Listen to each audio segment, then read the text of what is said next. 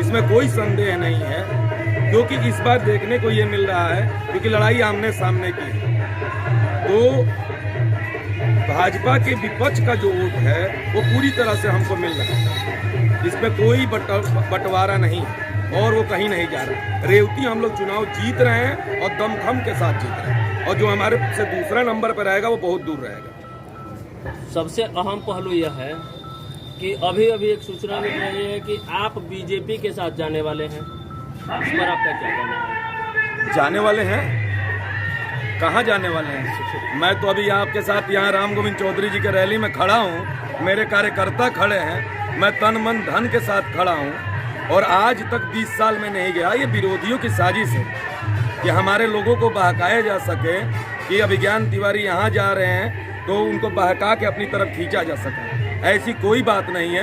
दमखम के साथ मेरा पूरा परिवार, मेरे पूरे कार्यकर्ता, मेरे भाई बंधु सब श्री राम गोविंद चौधरी जी के साथ। लगभग कितना मत रेवती में आप दिलवा सकते? पिछली बार हम लोग लगभग 3000 वोट पाए थे, और लगभग इतना ही शिवशंकर चौहान जी पाए थे, और करीबन 1800 केतकी सिंह जी पाई थी, और थोड़ा बहुत बाकी लोगों में वोटों का 1000-1500 वोटों में बंटवारा हुआ था।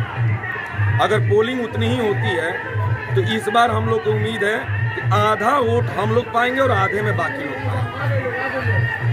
आपके नेता 5 साल तक, जिसको आप नेता मान रहे हैं, आप चुनाव के लिए तन मन धन से लगे हुए हैं, तो उनका 5 साल का विकास कार्य क्या है?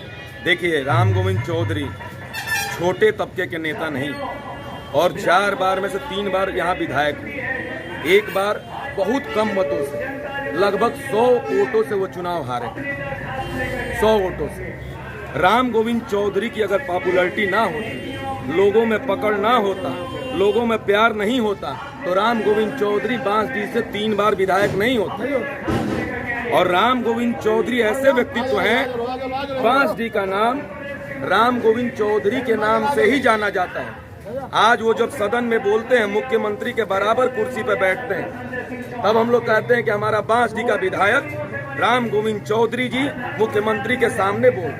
हमारी पहचान, हमारे विधानसभा की पहचान राम गोविंद चौधरी जी से है। आप जिस सड़क से आए हैं, ये सड़क उन्होंने लालगंज से लेके और सिकंदरपुर तक की सड़क राम गोविंद चौधरी जी का देन है। राम गोविंद चौधरी ने यहाँ सड़कों का जाल बिछाया।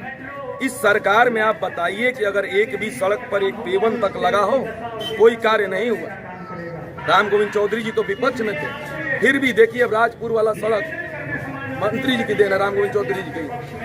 विपक्ष में रहते हुए भी अपने क्षेत्र के लिए उन्होंने कार्य किया।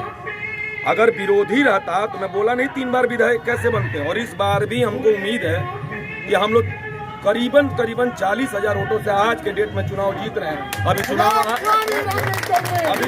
कम से कम 10 दिन के लमसम है, इसमें वोटों की गिनती बढ़ेगी, कम नहीं होगी। और मैं आपको बता रहा हूँ, यहाँ वर्ग धर्म का बंटवारा नहीं होता राम गोविंद चौधरी के साथ। राम गोविंद चौधरी के साथ हर वर्ग का व्यक्ति खड़ा रहता है, चाहे वो ब्राह्मण हो, चाहे ठाकुर हो, चाहे वैश्य हो, चाहे SC ST हो, चाहे OBC हो, हर वर्ग, हर तबका, हिंदू हो, मुसलमान हो, सारे तबके राम गोविंद चौधरी के साथ खड़े रहते हैं। और उनका व्यक्तित्व ऐसा है कि हम क्या, वो राम गोविंद चौधरी जी कहे थे अभी विधानसभा में मुख्यमंत्री जी से कि तुम रूट कर हमको कहाँ जाओगे, जहाँ जाओगे हमें पाओ। कोई उनको रूट के उनसे जा नहीं सकता, और जो रूठे हुए लोग भी हैं वो भी मान जाएंगे। और मैं बता रहा हूँ, बस गिनती बढ़ रही है। हम लोग चुनाव जीत के बैठे हैं और गिनती बढ़ रही है। और जो अफवाहें तो चुनाव में तो रेवती नगर पंचायत में 7 विधानसभा क्षेत्र में हम लोग की कोशिश तो 7 की है, लेकिन ये हम मान के चल रहे हैं कि हम लोग 6 पे तो चुनाव जीत रहे हैं। 6 पे चुनाव हम लोग जीत चुके हैं। क्या आपकी समाजवादी पार्टी की सरकार आ रही है कैसे? भाई साहब, 5वां चरण आते आते हम लोग बहुमत में आ गए। जी जी। एक बात मैं आपको बता रहा हूं, हमेशा उस व्यक्ति के साथ सोच में रहना चाहिए जिसकी सोच आगे की है। माननीय अखिलेश यादव जी ने जो सपना देखा, 108 एम्बुलेंस अखिलेश यादव की देन है। ये हमारा सवाल है सर, क्या उत्तर प्रदेश में हिजाब लागू होगा? हिजाब को लेकर क्या विद्यालय में लागू होगा? आपकी सरकार देखिए, किसी धर्म को, हर धर्म का, अगर मैं भगवा पहन के इस मंदिर में पूजा करता हूँ, ये मेरा धर्म है, इसको छेड़ने का अधिकार किसी को नहीं। हिजाब जैसे हिंदू धर्म में औरतों की शोभा घूंघट होती है, बिंदी होती है, सिंदूर होती है, वैसे मुस्लिम धर्म में हिजाब उसकी शोभा होती है। इसके लिए कोई बहस का मुद्दा नहीं है, चुनावी मुद्दा है। और हिंदू